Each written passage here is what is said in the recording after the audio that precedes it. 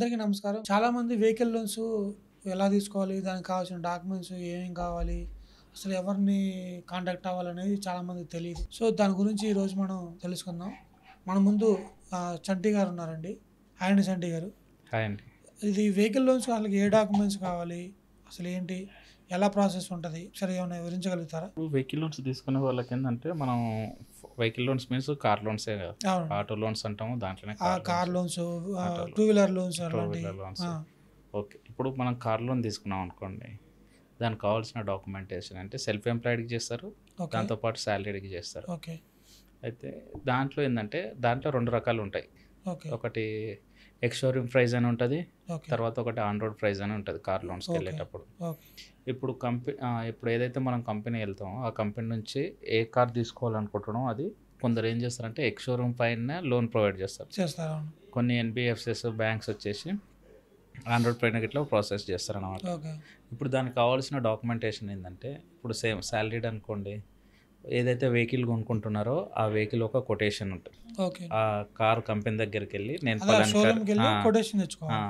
Okay. Car కాడికి వెళ్ళి నేను పలానా కార్ కొంటున్నా, ఈ కార్కి సంబంధించిన నాకు ఒక కొటేషన్ ఇవ్వండి అంటే ఇస్తారు. సో ఎన్ని ల్యాక్స్ ఉంటే అన్ని ల్యాక్స్ కొటేషన్ చేసి ఇస్తారు. ఓకే. దాన్ని తీసుకొని వచ్చుకొని పెట్టుకొని తర్వాత లోన్ ప్రాసెస్ చేసుకోవాలి. మేము కేవైసీ డాక్యుమెంట్స్ కానీ remaining pay slips, salary employees అయితే పే స్లిప్స్ తీసుకుంటారు. బ్యాంక్ స్టేట్మెంట్ ఒక 6 months బ్యాంక్ స్టేట్మెంట్ తీసుకొని ఓకే. ప్రాసెస్ చేస్తారు. అదే సెల్ఫ్ ఎంప్లాయిడ్ అనుకో ఆన్ రోడ్ పైన గిట్లా మనం అనేది ప్రాసెస్ చేస్తాం. కొన్ని అదే ఐటీఆర్స్ పైన చేస్తాం process. Okay. ITR, ITR business proof ఉంటే బిజినెస్ ప్రూఫ్, ఓకే. వింటేజ్ చూస్తారు. ఓకే. ఇవి లేదనుకో మామూలుగా బ్యాంకింగ్ పైన గిట్లా బ్యాంకింగ్ మంచిగా ఉందనుకో బ్యాంకింగ్ మీద ఇట్లా ఓకే. కార్ లోన్స్ అనేది ప్రొవైడ్ చేయగలుగుతాం మనం. ఓకే. అట్లా ఇప్పుడు ఎన్ని రోజులు దీని ప్రాసెస్ ఉంటదండి ఎట్లా? అంటే ఏది ఇప్పుడు సెల్ఫ్ ఎంప్లాయిడ్ అయినా, పర్సనల్ లోన్స్ అయినా సేమ్ అది ఓకే. సాలరీ ఎంప్లాయీ అయినా సేమ్ ఉంటదండి? సేమ్ ఉంటుందండి. ఇప్పుడు ప్రాసెస్ ఏంటంటే దేనికైనా సేమ్ పడుతుంది. మనకి ఓకే. ఏంటంటే ఇప్పుడు అంతా డిజిటల్ అయింది కాబట్టి 5 to 7 days లోపు మనకు కార్ వచ్చేస్తుంది. కస్టమర్ సిబిల్ బాగుండి ఓకే. ఎక్కడ లోన్కి వెళ్ళాలన్నా సిబిల్ అనేది కంపల్సరీ బాగుండాలి. ఓకే. ఒకవేళ సిబిల్ బాగుంది అనుకో దాంట్లో గిట్లా రేట్ ఆఫ్ ఇంట్రెస్ట్ కన్సర్న్స్ ఉంటాయి, తగ్గిస్తారు. సెక్యూర్ లోన్ కిందకి కదా ఇప్పుడు ఓకే. కార్ అనేది సెక్యూర్ లోన్ కిందకి వస్తుంది. అట్లా అని చెప్పేసి కొంచెం సిబిల్ అటు ఇటున్నా చేసే ఎన్బిఎఫ్సిస్ బ్యాంక్స్ ఉంటాయి. ఓకే. దాంతోపాటు సిబిల్ మంచిగా ఉంటే మంచి రేట్ ఆఫ్ ఇంట్రెస్ట్లో ఇచ్చే బ్యాంక్స్ ఇట్లా కొన్ని ఉంటాయి. అట్లా ఓకే. ఇప్పుడు రేట్ ఆఫ్ ఇంట్రెస్ట్ ఎలా ఉంటుంది దీనికి? రేట్ ఆఫ్ ఇంట్రెస్ట్ అంటే మనకు 8% నుంచి స్టార్ట్ అవుతుందండి ఓకే. న్యూ కార్స్కి. అయితే సెకండ్ హ్యాండ్ కార్స్ కంటే మీకు 12-13% నుంచి ఉంటుంది. చాలా డిఫరెన్స్ ఉంది. అంటే మినిమం 5% డిఫరెన్స్ ఉంది యూజ్డ్ కార్కి. యూజ్డ్ కార్ ఇప్పుడు మీరు ఏంటంటే యూజ్డ్ కార్ మార్కెట్ కూడా చేయొచ్చండి? యూజ్డ్ కార్ గిట్లా మన స్టార్ పవర్లో చేస్తామండి. యూజ్డ్ కార్ చేస్తాం, దాంతోపాటు న్యూ కార్ గిట్లా మనం చేస్తున్నాం. ఓకే. మనం కార్ లోన్స్ అనేది స్టార్ పవర్ నుంచి ప్రాసెస్ చేస్తాం. మనకు బ్యాంక్స్, ఎన్బిఎఫ్సిస్ టైప్ ఉన్నాయి. ఓకే. మనకు కస్టమర్ వచ్చాడంటే ఏ కార్ కావాలన్నా ఏ కొటేషన్ కావాలి చేస్తాం. మేము రీసెంట్గా 2-3 కోట్ల కార్లు ఇట్లా పర్చేజ్ అంటే అంటే 3 CR 4 CR CR ఒకటే ఓకే. టైం ఇచ్చేసిన రేంజ్ రోవర్ అని, ఓకే అండి. తర్వాత BMW అని, ఓకే. క్యూ సిరీస్ ఇట్లా సమ్ సిరీస్ కార్స్ ఇట్లా మేము అనేది లోన్ అనేది ప్రొవైడ్ చేయగలుగుతాం అన్నమాట. ఓకే అండి. మా త్రూ వచ్చిందంటే ఏంటంటే మా స్టార్ పవర్ త్రూ వచ్చిందంటే కస్టమర్కి ఏంటంటే బెనిఫిట్స్ ఉంటాయి.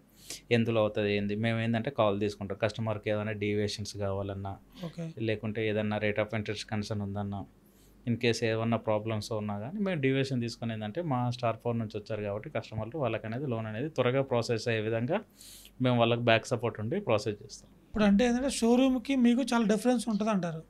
డిఫరెంట్ అనేది ఏంటంటే చాలా అంటే చాలానే ఉంటుంది. ఎందుకంటే షోరూమ్ వాళ్ళు ఫైనల్గా వెళ్ళేది అక్కడ కూర్చున్న బ్యాంకర్స్ దగ్గరికి వెళ్తారు. అవునండి.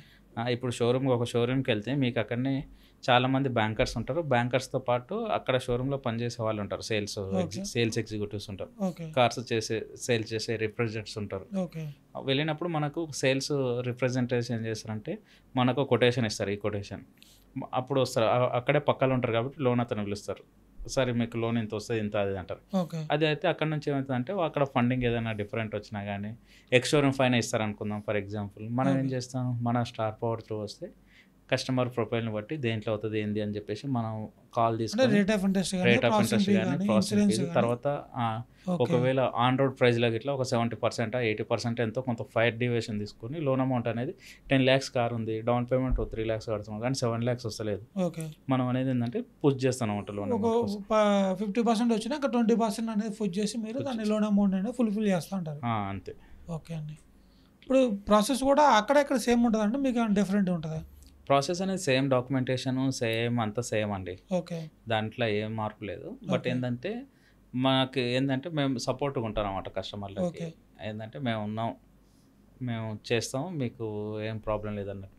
ఓకే. ఇప్పుడు ఎవరికి ఇచ్చి ఇబ్బంది పడేదానికంటే అవును. మా దగ్గరికి వచ్చి చేసుకుంటే అదే తెలిసిన వాళ్ళు ఉంటే కొంచెం నమ్మకం ఉంటుంది నమ్మకం ఉంటుంది, అట్లా చేసేస్తాం. ఇప్పుడు యూజర్ కార్కి ఏమైనా డాక్యుమెంట్స్ కావాలండి? కొత్తగా ఏమైనా కావాల్సి వస్తుంది? యూజ్డ్ కార్లు ఏంటంటే ప్రీవియస్గా ఎవరైతే దాన్ని యూజ్ చేస్తున్నారో ఓనర్ది ఆర్సీ అన్నట్టు, రిజిస్ట్రేషన్ సర్టిఫికేట్ అది ఉంటుంది. ఆర్సీ అది ఒకటి ప్రొవైడ్ చేయాలి. దాంతోపాటు దానిపైన ప్రీవియస్గా లోన్స్ ఏమైనా ఉన్నాయా, ఉంటే క్లోజ్ అయిపోయినాయా, క్లోజ్ అయిపోతే ఎన్ఓసి ఓకే. ఏ బ్యాంక్ నుంచి తీసుకున్నా అవన్నీ ట్యాక్స్ కావాలి, అవన్నీ క్లియర్ చేసుకోవాలి. ఓకే అండి. ఓకే అండి, చూసారు కదండి ఇది కార్ లోన్ ప్రాసెస్ ఎలా ఉన్నదో. మీకు ఏమైనా డౌట్ వస్తే మా కింద కనిపిస్తున్న నెంబర్కి కాల్ చేయండి.